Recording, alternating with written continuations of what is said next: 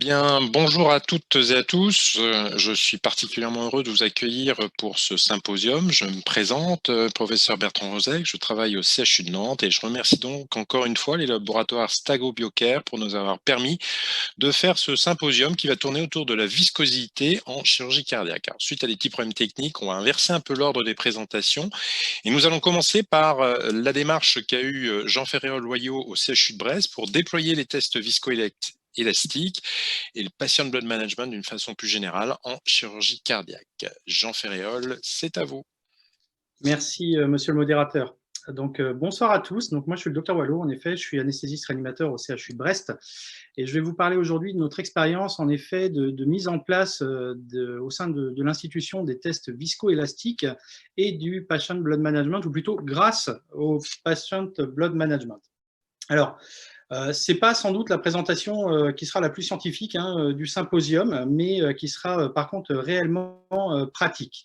Quand on voit le titre, on devine déjà un petit peu, on peut entrevoir de l'administratif, on peut entrevoir des termes qui font peur, de qualité, de réunionnite, mais bon, ne fuyez pas tout de suite. On va essayer de prendre ça avec plutôt de la légèreté et de voir malheureusement comment cette étape initiale est indispensable pour pouvoir acquérir des nouvelles technologies au sein d'une institution.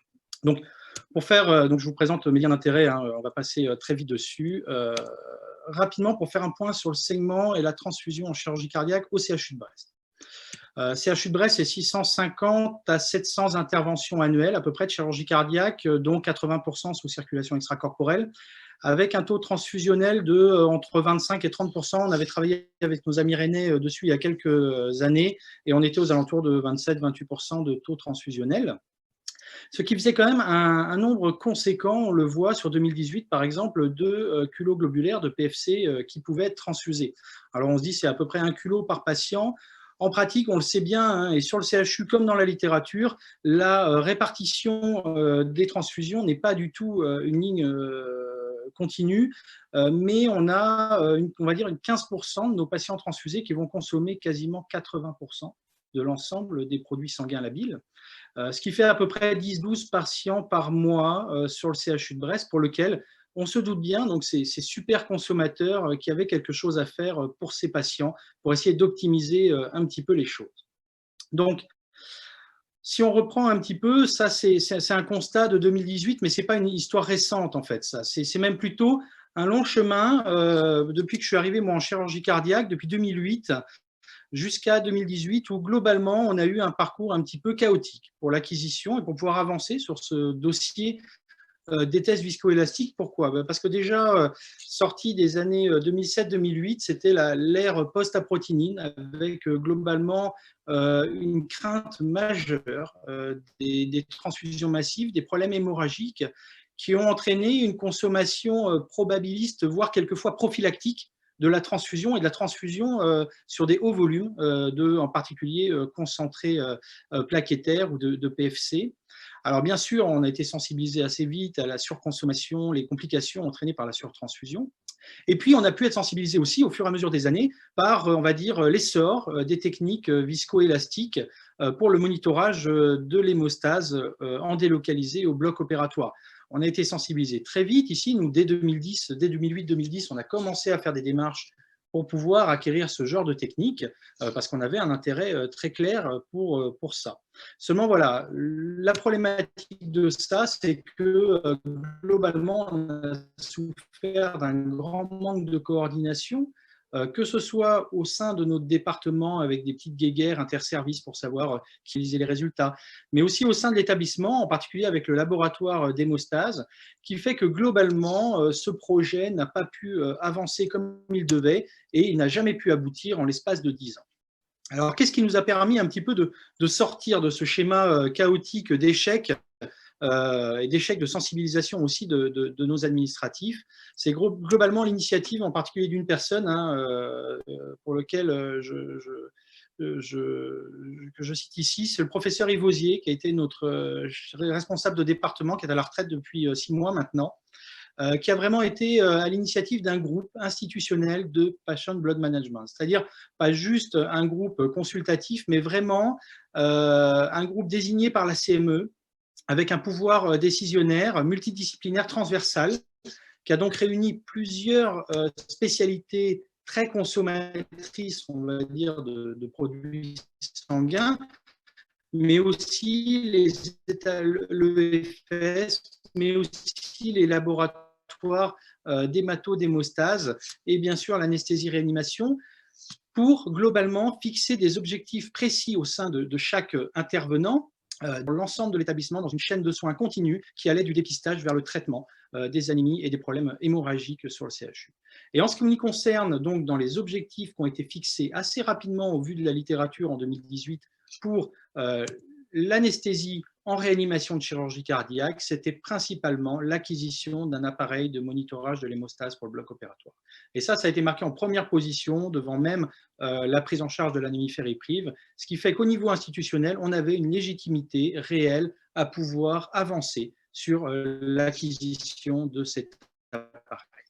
Donc, une fois qu'on a eu ça, et ben, malheureusement, quand on est dans un établissement de santé aujourd'hui, on doit présenter, monter un dossier pour réussir à avancer.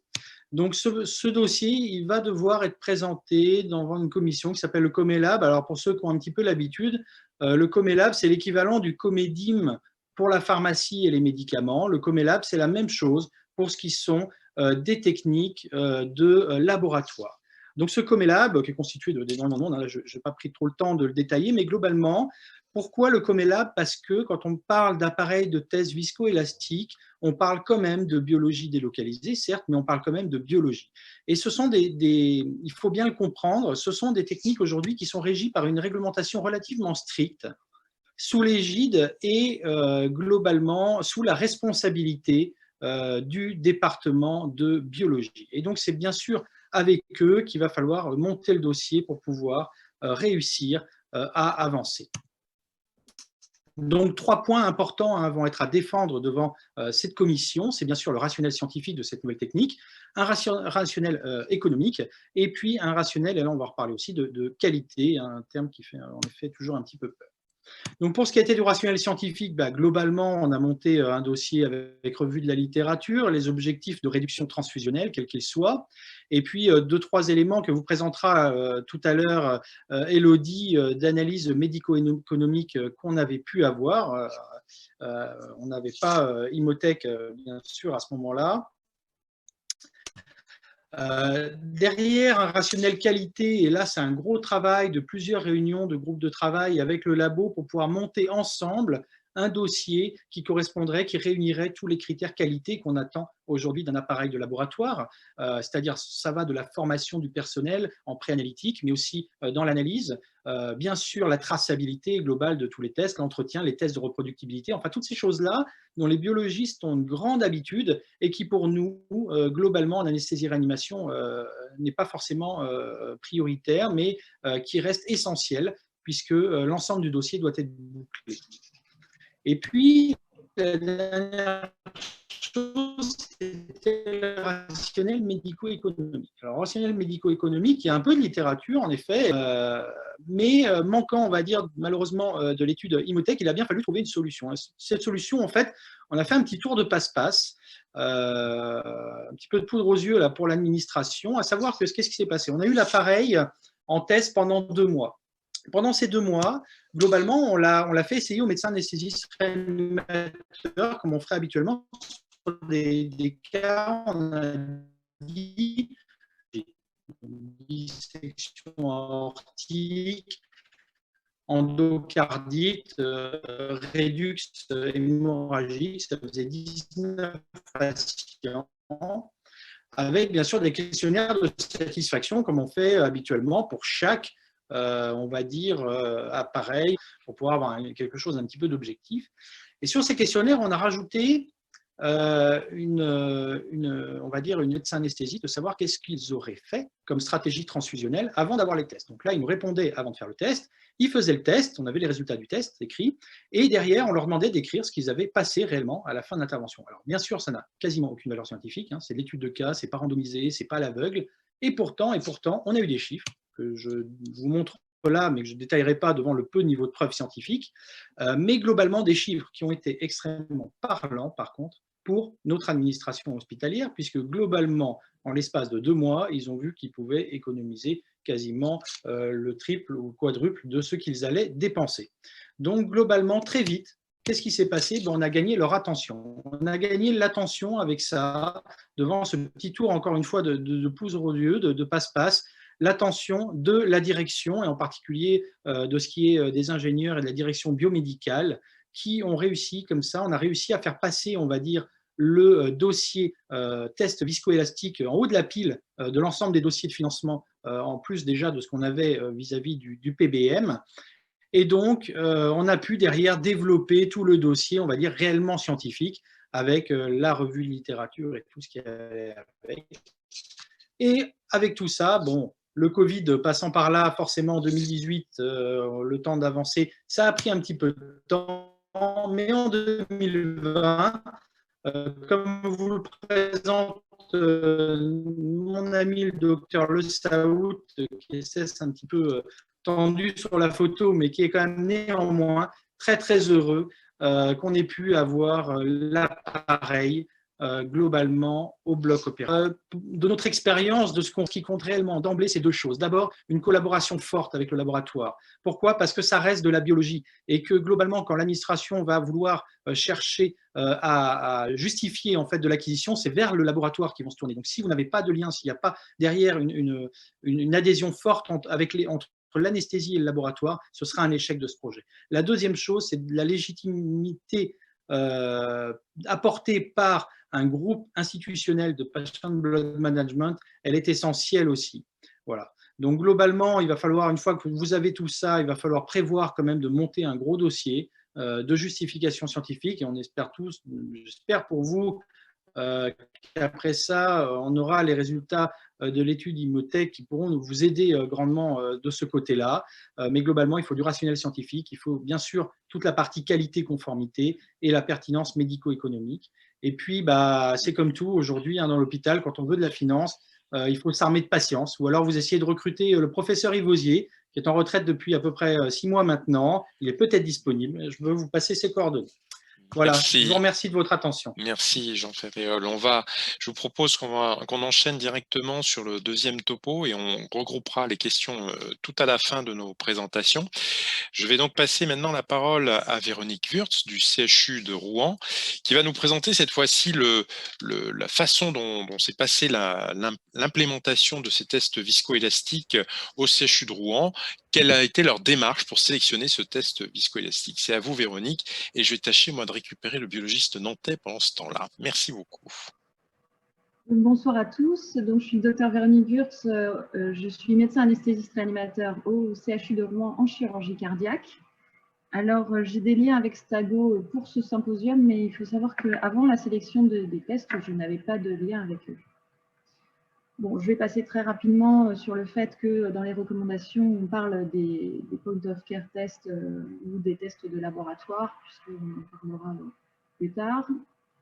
Moi, je vais vous parler de l'expérience que nous avions à Rouen. Alors, tout d'abord, en fait, mes prédécesseurs, le docteur Catherine Hubscher, qui était responsable de la réanimation cardiaque, et puis le professeur Bessou, qui était le chef de service de chirurgie cardiaque, en 2011, ont décidé de l'acquisition d'un TEG 5000.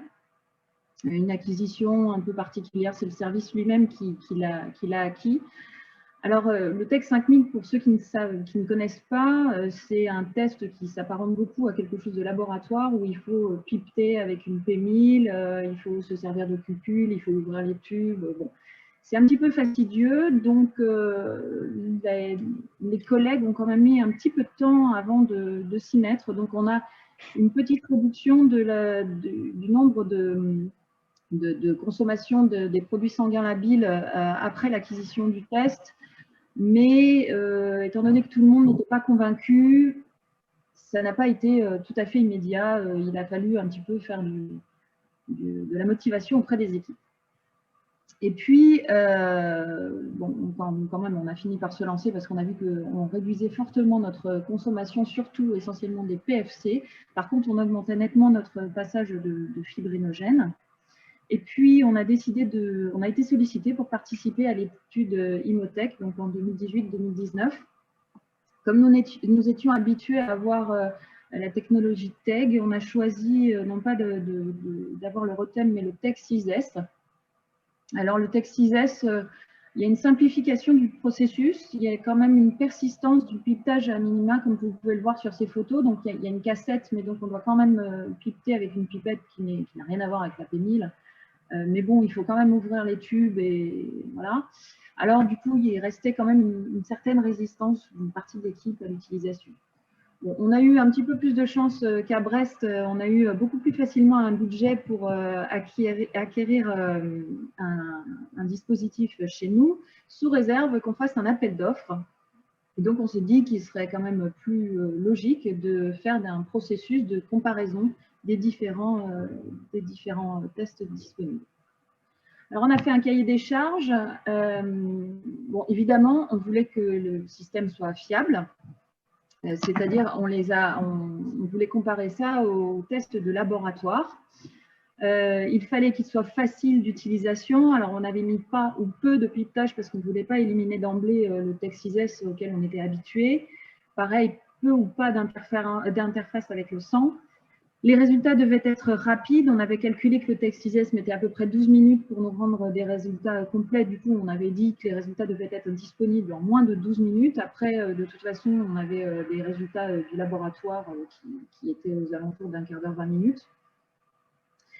On voulait développer une utilisation spécifique, c'est-à-dire le dosage de fibrinogène en fin de CEC, c'est-à-dire en présence de fortes doses d'héparine. Donc, on voulait une cartouche qui soit capable de nous répondre à cette question. Et puis, on avait vraiment besoin d'une interprétation assez facile parce qu'il y a un turnover assez important de l'équipe d'anesthésie en raison de la démographie pas facile des médecins anesthésistes réanimateurs avec de nombreux jeunes dans l'équipe qui tournent soit tous les 6 mois pour les internes seniorisés, soit tous les ans pour les assistants et chefs de clinique. Enfin, on avait quand même mis un point particulier sur la réactivité du SAV parce qu'on avait eu des soucis dans le passé. Alors, les dispositifs que l'on a obtenus pour les tests, donc il y a le Cantra avec les cartouches Q+, le ROTEM Sigma et le TEG 6S. Donc, on a réalisé une étude dans le service. On a inclus 17 patients et on a réalisé 31 tests. À chaque fois, on a fait en même temps les 3 machines et le laboratoire. Donc, les analyses, il y a eu des analyses pendant les CEC, des analyses après 10 minutes de la protamine, et puis parfois, dans 21 cas, en cas de saignement.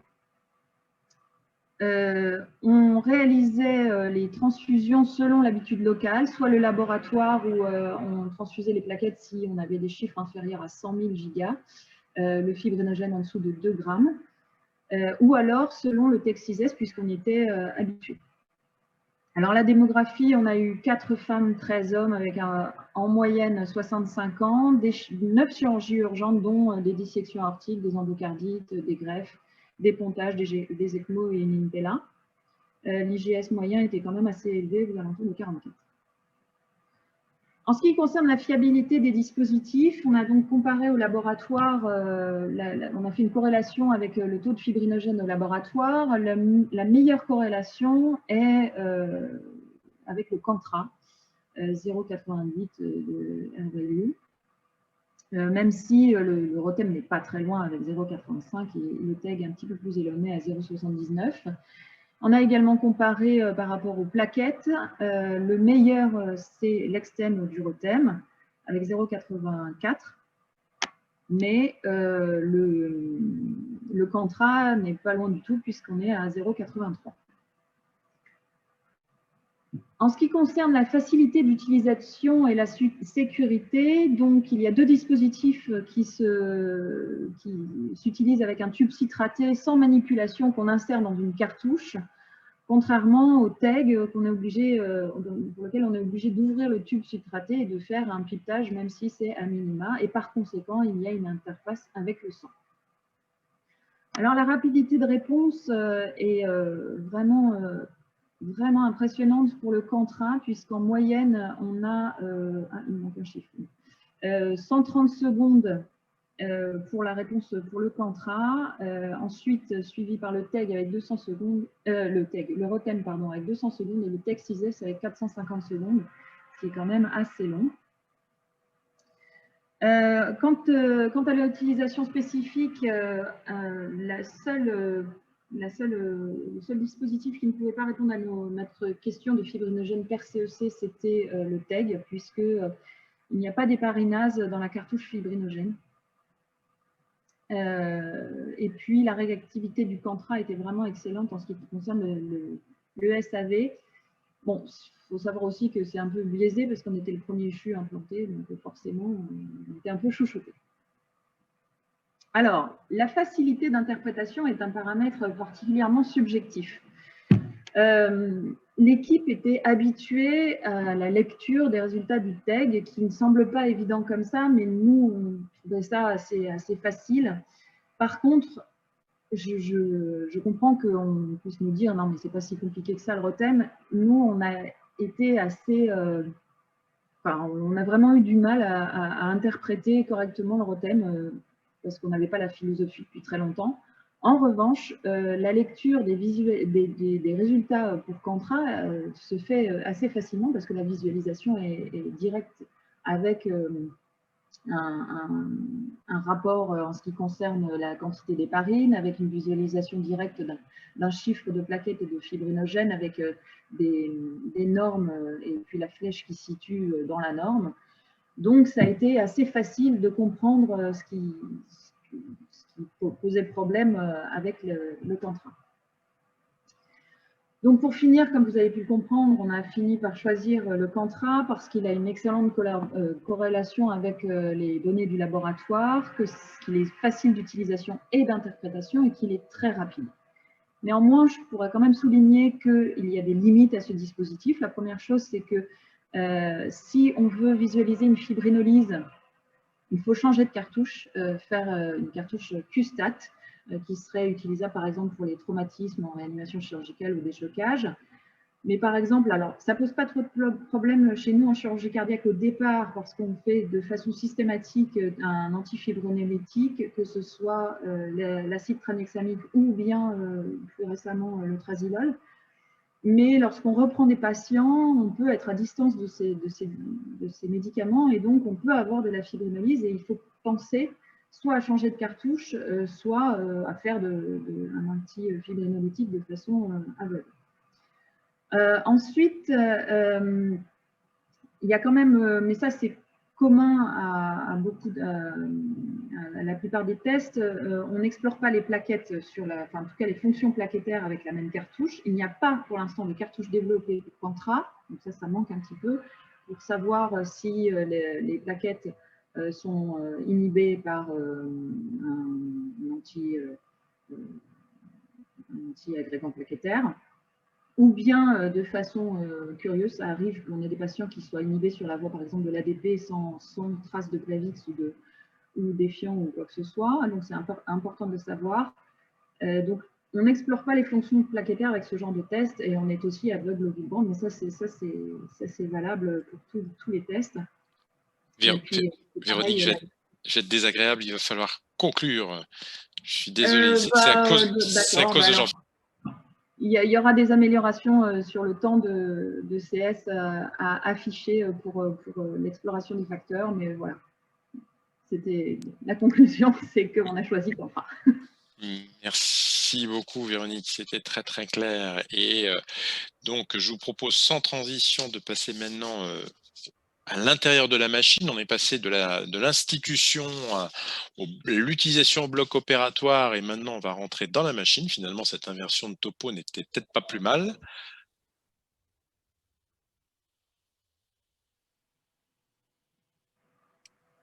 Voilà, c'est en train d'arriver. Si tu peux le mettre sur grand écran, Elodie, en diaporama.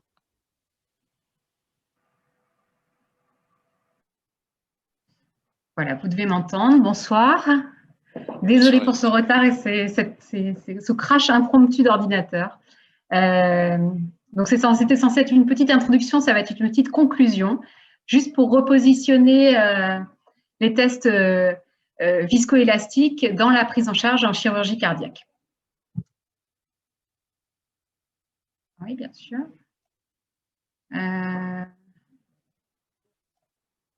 Non. Attendez. Voilà. Donc, mes liens d'intérêt. Vous avez une fenêtre qui apparaît? Je suis désolée. Il y a quelque chose qui gêne au milieu? Oui.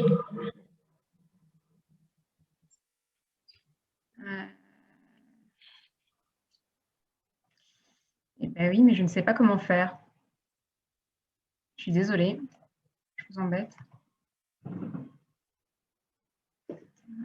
En cliquant dessus, il n'y a rien qui se passe. Je suis désolée. Hein. On va faire comme ça.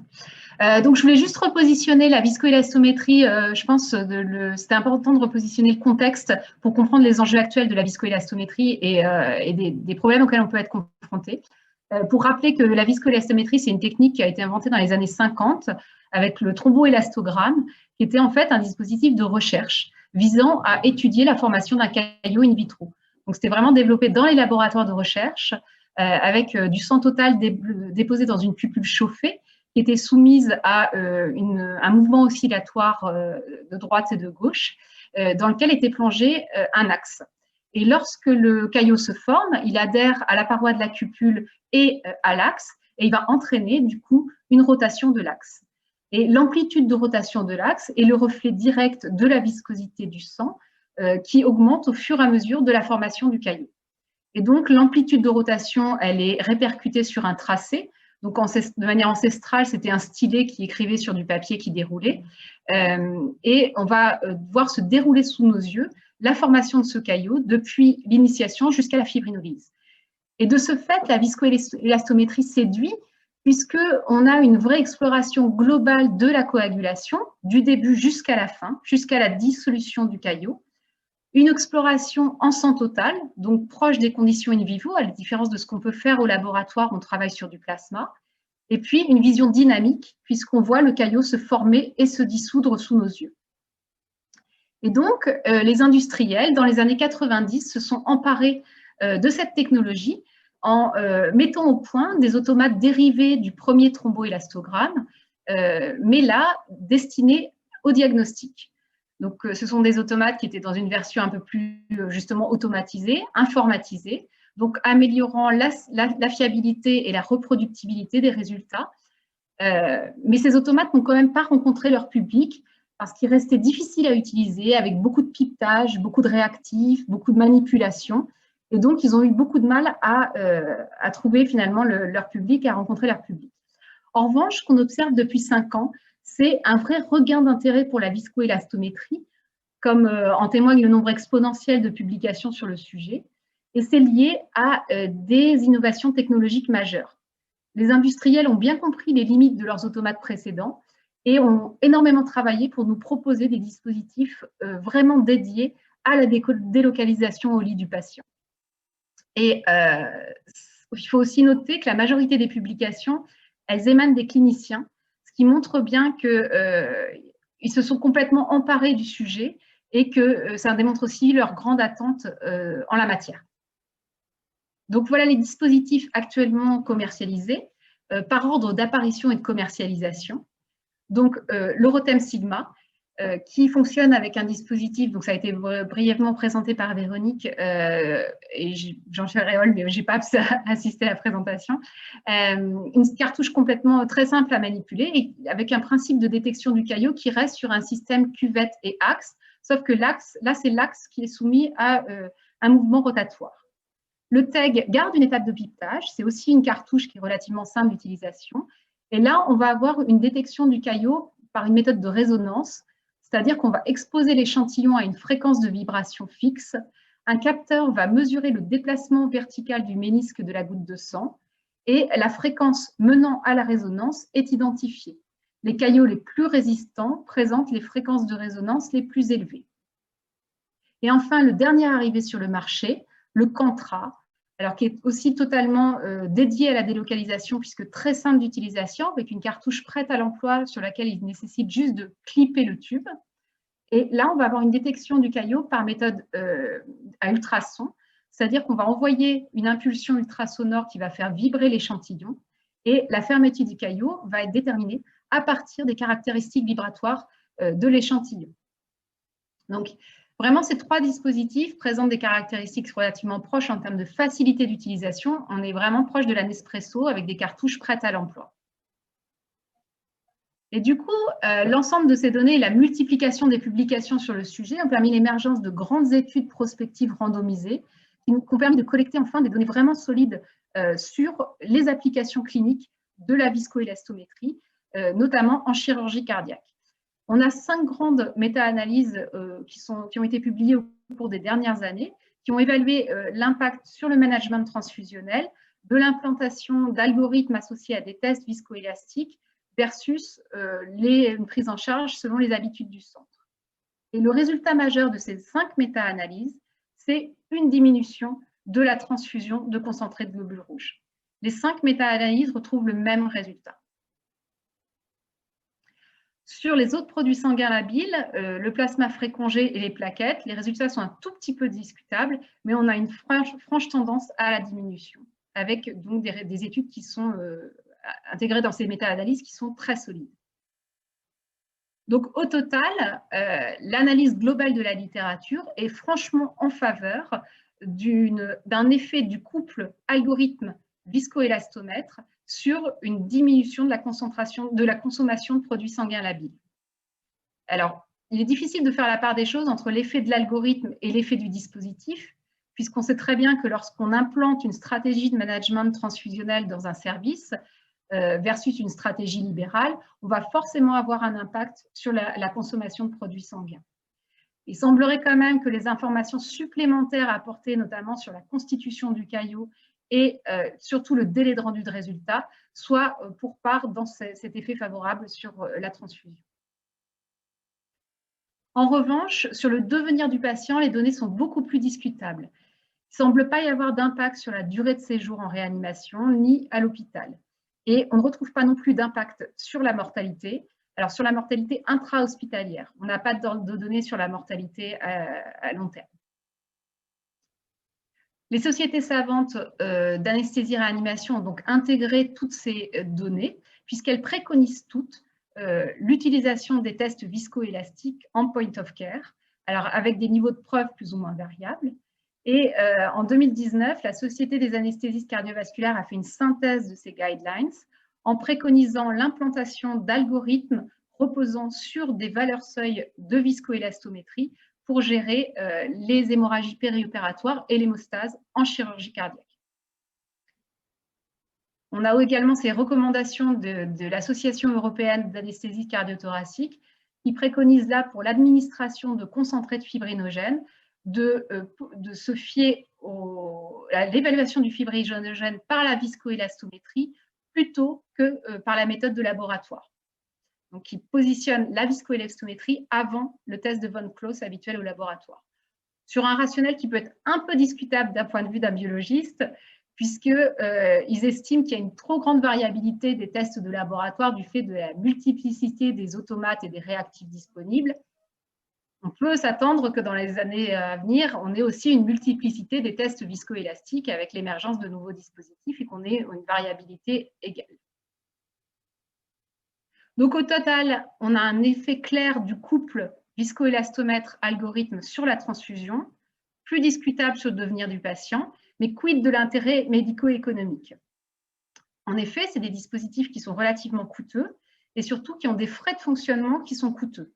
En coût réactif, en test de laboratoire à information équivalente, en test de laboratoire, on est à moins de 10 € de coût réactif quand la viscoélastométrie va être à plus de 50 €. Donc, il faut que l'intérêt médico-économique soit clair pour que nos instances acceptent d'investir dans ces dispositifs. Et c'est ce qui nous a motivés à monter et à présenter et à obtenir un PRME visant à évaluer l'intérêt médico-économique de la thromboélastographie dans le management transfusionnel des hémorragies périopératoires de chirurgie cardiaque sous CEC. Donc, c'est le PRME Imotech qui était piloté par Nantes. Donc, c'était une étude multicentrique, prospective, randomisée sur 16 centres français et dont les inclusions sont terminées avec 1071 patients inclus et un franc succès puisqu'on a une courbe des inclusions réelles qui est parfaitement superposable aux inclusions prévisionnelles. Et donc, il faut, remercier les centres et surtout y voir un vrai engouement pour la viscoélastométrie. Les résultats sont en cours de révision, ils sont attendus pour 2021 et ils sont très attendus puisque cette étude, c'est le support pour demander l'inscription de la viscoélastométrie à la nomenclature et donc la première porte, le premier pas vers un remboursement des tests viscoélastiques. Je vous remercie. Très bien, merci beaucoup Élodie. Donc on a un petit peu, vous avez tous un petit peu débordé sur vos temps de présentation pour maintenant une discussion qui va être forcément un petit peu plus réduite. Alors, avant que les premières questions n'arrivent, moi j'ai une grosse interrogation concernant la place du biologiste et finalement les discussions que vous avez pu avoir avec les biologistes. Est-ce que Jean Ferréol, tu pourrais revenir un petit peu dessus, puis on passera la parole à Véronique et puis à Élodie, parce que c'est vrai qu'on a quand même l'impression que c'est le personnage clé. Vous allez nous donner vos sentiments et vos impressions. Jean Alors, Ferréol. pour une réponse très très claire, pour nous, c'est vraiment dès le départ dans le Patient Development Management, dans le groupe, ils ont été inclus.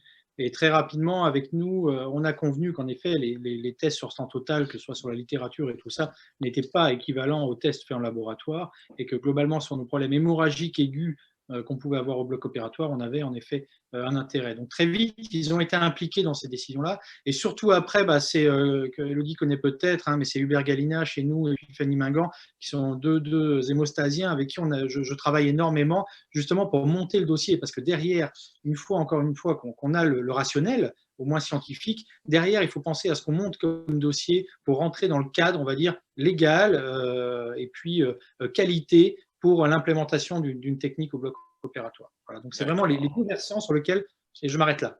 Ouais, d'accord, merci Jean Ferréol. Véronique, est-ce que ça a été aussi simple sur Rouen?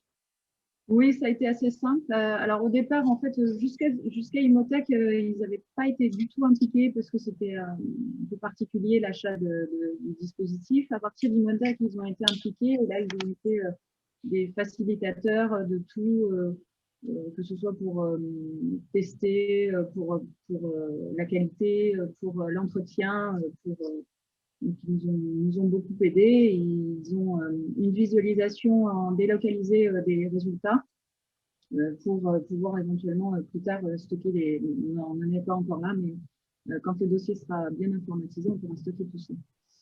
Alors Élodie, pardon Véronique. Alors Élodie, la question suivante, c'est mais pourquoi alors des biologistes des fois mettent autant de temps ou ont l'air d'avoir autant de difficultés pour s'impliquer autour d'une technique qui est très biologique au départ finalement, avec des pipettes, avec, on l'a vu, des automates, c'est une technique assez ancienne, on va dire. Élodie. Alors, je pense qu'un des freins, ça peut être l'accréditation. Vous savez que les laboratoires sont soumis à l'accréditation, donc selon le COFRAC, et à une norme. Pour la biologie délocalisée, il y a une norme qui s'applique, qui est la norme 22870, et qui fait que les biologistes sont censés prouver qu'ils ont une maîtrise de l'ensemble du processus menant au résultat de ces tests. Pour vous donner un échantillon de la maîtrise du processus, c'est-à-dire qu'on devrait pouvoir, pour chaque échantillon qui a été analysé sur le viscoélastomètre, retrouver qui l'a passé, est-ce qu'il était habilité, de quand datait son habilitation, combien de tests il avait passé dans l'année pour être sûr qu'il ait toujours un maintien de compétences, est-ce que l'automate avait été contrôlé et à quelle date, quel était le lot du réactif qui avait été utilisé, enfin voilà. Donc, quand ça, c'est des choses qu'on est habitué à faire dans nos laboratoires. Quand il s'agit d'automates hors laboratoire et qu'il faut mettre en place toute cette traçabilité, c'est extrêmement lourd. Donc, on peut imaginer qu'il y a un certain frein des biologistes pour ça. Okay. On est déjà très concentré sur l'accréditation de nos tests intra-laboratoires. Après, quand il y a un vrai... Pardon.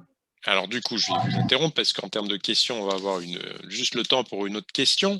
Alors, maintenant vous avez réussi à avoir ces point of care, ces tests délocalisés, est-ce qu'il n'y a plus du tout de place pour la biologie traditionnelle? On va faire un petit sondage rapide. Est-ce qu'à Brest, vous utilisez toujours la biologie traditionnelle ou plus du tout? Une réponse courte, Jean Ferréol.